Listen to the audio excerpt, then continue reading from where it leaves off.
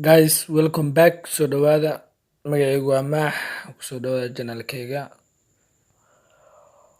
Guys, su'aalo badan oo la isoo weydiiyo cryptocurrency waxaan jeclahay inaan video uga hadlo khaasatan laba su'aalood oo ah sidee u isticmaali karaa cryptocurrency, sidoo kale haddii aad doonayso inaad lacag ku shubtana sidee ama qaabkee aan lacag ahaan ugu shuban karaa anigoo haysta dollar ama euro ama waddanka aad joogto lacagta laga isticmaalo.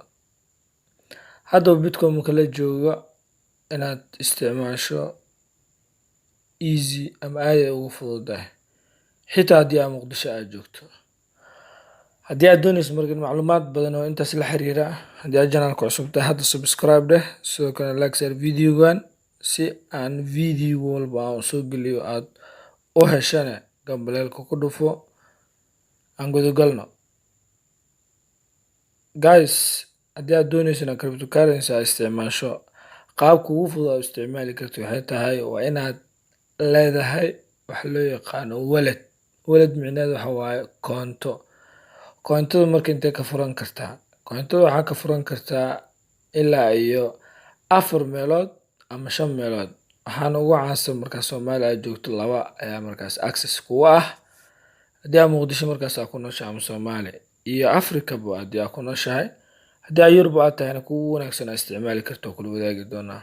Yurub markaad joogto walletida ugu wanaagsan aad isticmaali karto waxaa ka mid ah blockchain ka mid ah, waxaa kaloo ka mid ah Coinsbase oo waddankaas markaas aad joogto. Haddii aad Yurub aad joogto oo iyo America oo ku access gareynaya in bangi koontadaada aad ku xirato, hadhowna isla Coinsbase wallet oo gaar ah uu leeyahay oo Bitcoin lagu isticmaalo iyo Ethereum.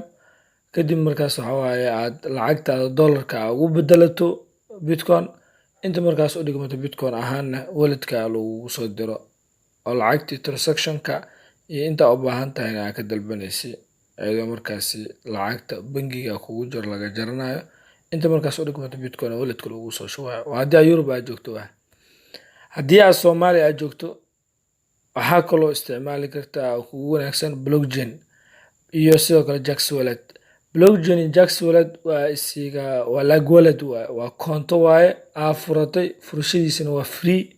Haddii aad furatana wax lacag ah kuma jirto, just waxa waaye in aad markaas akoonkaas u yahay oo free ahaan wallet gaar ku ahna aad u isticmaali karto Bitcoin waaye. Ama sidoo kale coinada markaas jiro alternative coin oo la dhaho. Marka simple markaan ka soo qaadano koonta furatay blockchain ka furatay ama Jaxx wallet ka furatay. Waa easy aad u fudud yahay oo website-ka galaysa oo search gareynaysa aad ku fudud yahay. Haddii aad Jaxx wallet isticmaalaysana Play Store-ka kala soo degay. Tusaale marka waa furatay. Marka furatay akoonkaas waa just faaruq waaye. Waxaa u baahan tahay marka akoonkaas inaad ku soo wato cryptocurrency. Hooyo cryptocurrency na Bitcoin waaye. Si aad markaas Bitcoin aad ugu shubato, guys waxaa u baahan tahay inaad haysato lacagta waddankaaga laga isticmaalo. Tusaale oo kale waxa waaye dollar oo kale haysataa. Dollar haddii haysato, dollar Bitcoin ma ahan. You need marka waxaa u baahan tahay cryptocurrency inaad iibsato Bitcoin inaad iibsato waa. Intee ka iibsanaa marka su'aasha taagan waa. Si markaas walletka aad samaystay blockchain ama Coinsbase ama sidoo kale Jaxx wallet waan ka hadlayo Africa iyo Soomaaliya haddaad joogto, Jaxx wallet kugu wanaagsan as mobile aad isticmaali kartaa. Sidoo kale waxaa blockchain labadaas waa secure waaye. Sababtu waxay tahay 2017 iyo 16 ilaa abtuna waa isticmaalaa. Waa xilliga markaas anigu aan bilaabay cryptocurrency iyo Bitcoin. Laakiin xilliyada 2012 iyo wixii ka dambeeyay Coinsbase iyo 2009 blockchain la isticmaalay oo la soo hana qaaday Bitcoin. Bitcoin waxa la soo hana qaaday blockchain si akoon aan looga isticmaalo isku soo diro. Waayo Bitcoin waxay ku wanaagsan tahay xakamada peer to peer la iskugu diraa. Marka ala kulli xal marka walletki waa leedahay. Unit marka waxa u baahan tahay lacag u baahan tahay aad ku soo bedelato hooyo cryptocurrency Bitcoin ilaa walletkaaga faaruq waaye. Wuxuu baahan yahay marka Bitcoin aad ku access gareyso. Marka sameynay marka walletka aad samayso koontada ah wuxuu leeyahay dhowr xarfood. Xarfaas marka ma qori kartid gacan waa koobiyeen.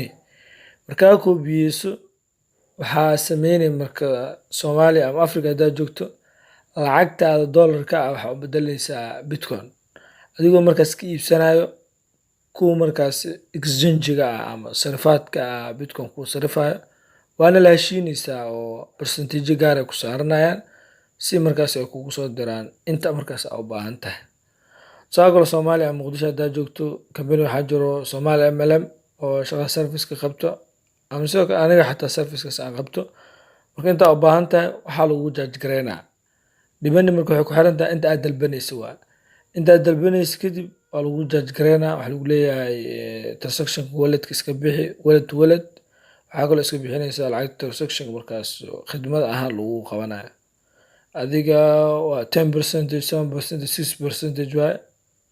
Inta aad dalbanayso markaas ku xiran tahay. Boqol haddaad dalbanayso 7% aa ku saaran ama 9 ama 10 kulli waxay ku xiran tahay marketka ku xiran tahay maadaama bitcoin price-kiisa isbedbedelayo. Haddaa 100 dalbanayso haddaa 200 dalbanaysana waxaa waaye isla same oo price ku saarnaa 10%-ka aa ku saarnaanayo isla 300 saas waa boqolkiiba 10% aa ku saarnaanayo ama 6 ama 7 ama 9 intaa ku saarnaanayso. Depend marka waxay ku xiran tahay waxa aad dalbanayso. Marka inta u baahan tahay waa lagugu dalbaa haddaad joogto Muqdisho ama Soomaali iyo Afrika. Haddaa Yurub aad joogtana Coinsbase isticmaal oo bangigaaga caadi ah ku xiro si oo markaas oo ku access gareeyo Coinsbase. Waxaa kaloo la isticmaali karaa Yurub haddaad joogto Konami aa jiro. Haddii Afrikadan aad joogto South Africa wixii ka dambeeyana local bitcoin aad isticmaali kartaa sidoo kale Kenya. Soomaali local bitcoin ma aqbalayo sababta waxay tahay dad oo markaas oo bitcoin oo si fiican u fahansan oo bitcoin-kaas oo peer to peer ama local area kugu dhow aad u isticmaalo aad kala xiriiri karto ama la xiriiri karto heli karto ma jirto. Haddii special si gaar ah u baahan tahay anoo igala soo xiriiri kartaa inta u baahan tahay waa ku iibinaa inta janaalkayga ku xiran iyo sidoo kale inta kale markaas doonaysa inay bitcoin ka faa'iidaysato. Markaa haysato marka bitcoin wallet-kaaga toos automatic lagugu soo diraa oo adiga markaas aad copy gareysatay. Kuwa qaar waxaa jiro la copy gareeyo lagu diro iyo kuwa qaar oo adiga back service aan ku jiro oo cid aan loo dirin ay haysanayso oo 12 keyword-ka waaye oo account-kaaga furihiis ku ah iyo kuwa ah public ah. Marka kaas public ah aa u diri si uu kugu soo diro lacagta oo inta bitcoin u dhigmato. Automatic marka 24 hours ama Soomaaliya Muqdisho haddaad joogto one day camal iska dheh ama less than wax ka yar aa ku helaysaa. Kadib marka inta bitcoin aa haysato oo u dhigmato price dollar ahaan lagugu soo diray ayaa markaas waxaa u sameynaya haddaa rabto inaad maalgashi u isticmaasho maalgashi ahaan u isticmaali. Haddaa rabto inaad haysatana waxaa u haysanaya value ahaan u haysanaya marka.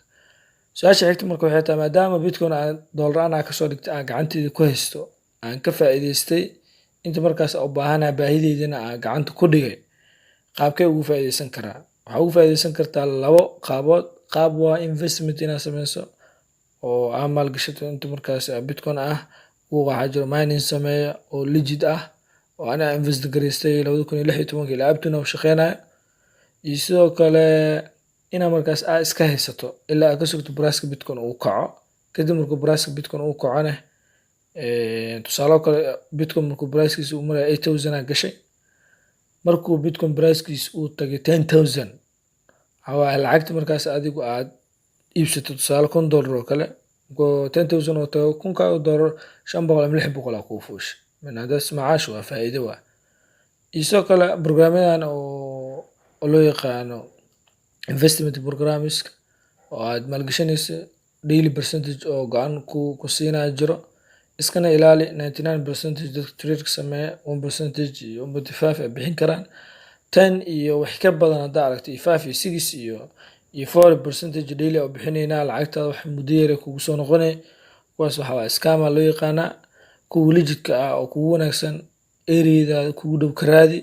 Dadka legit-ka oo saxda ah ee programmada kuwaas la saaxiib programmada maalgasho kadib waxa waa faa'iido waa helaysaa. Guys marka qaabkaas bitcoin loogu faa'iidaysan karaa waxaan filaa dadka su'aalaha noocaas qabay iyo kuwa i weydiiyeenba oo ila soo xiriiray inay si fiican u fahmeen. Wixii su'aalaha qabto waxay ku soo diri kartaa Facebook-gayga qaybta messenger-ka. Sidoo kale waxa waa haddii aad rabto inaad daily iyo post-gayga cryptocurrency la xiriirin Instagram-gayga soo follow garee. sidoo kalena ha ilowina videogan like aa saarto, sidoo kalena subscribe saar si aan video walba usoo dhigo saa u heshana gambaleelka furo. meel walba aad joogtiin guys waxaan leedahay bye bye. saaxiibkiina Max waaye. Have a nice day. Bye bye.